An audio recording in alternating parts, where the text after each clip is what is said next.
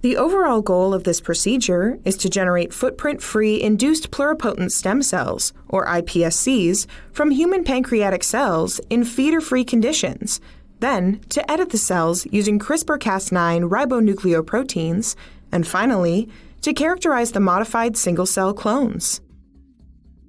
This method can help answer key questions in the human stem cell genome editing field, such as generation of footprint-free iPSCs and editing with CRISPR-Cas9 ribonucleoproteins. The main advantage of this technique is that clonal lines of edited iPSCs can be generated with high reliability and there is no evidence of mosaicism.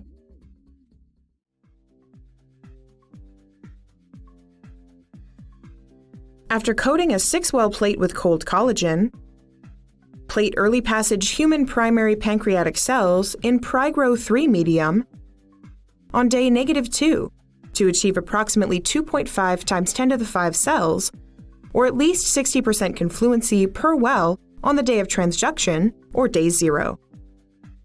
On the day of transduction, after harvesting and counting the cells according to the text protocol, thaw on ice one set of Sendai vector tubes and carefully add the calculated volumes of each tube to 1 milliliter of pre-warmed Pry-Grow3 medium.